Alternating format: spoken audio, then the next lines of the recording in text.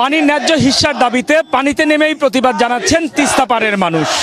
48 ঘন্টা লাগাতার কর্মসূচির একটি ছিল এই পানিতে নেমে তাদের প্রতিবাদ জানানো, এবং তাদের হাতে রয়েছে প্রতিবাদী বিভিন্ন যে প্ল্যাকার্ড। তারা এই শুষ্ক মৌসুমে তিস্তা যে হাঁটু পানিতে রূপান্তরিত হয়েছে সেই তারই প্রতিবাদ জানাচ্ছেন তারা বলছেন যে উজানে ভারত বাদ দিয়ে তাদের যে পানি পাওয়ার অধিকার সেটি বন্ধ করে দিয়েছে, এবং এ কারণেই কিন্তু তারা এই কর্মসূচিটি, অভিনব এই কর্মসূচিটি তারা নিয়েছেন এবং তাদের প্রতিবাদ জানাচ্ছেন। আমরা কয়েকজনের সাথে কথা বলবো তারা কেন এসেছেন। চলবে না, আমরা তিস্তাতে পানি নাই, আমরা ন্যায্য হিস্সা পাওয়ার জন্য এখানে এসেছি। জীবন দেব, তবু ন্যায্য হিস্সা নিয়ে দেবো।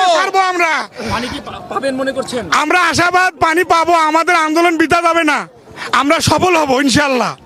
আমাদের 48 ঘন্টার যে আজকে আলটিমেটাম আমরা সফল করব ইনশাআল্লাহ। তিস্তা আমরা পানি চাই, যখন আমরা পানির দরকার নেই তখন ভারত পানি দেয় আমাদেরকে, যখন আমাদের পানির দরকার তখন আমরা তারা দেয় না।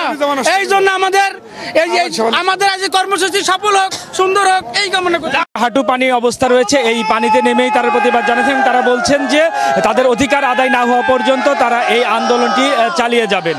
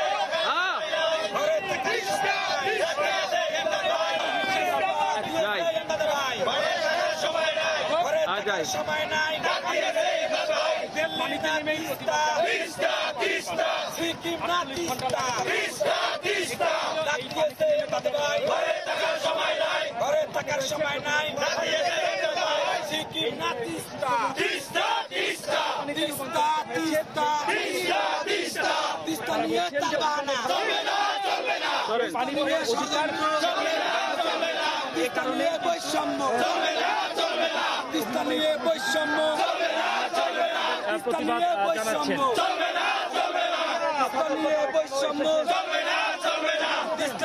বৈষম্য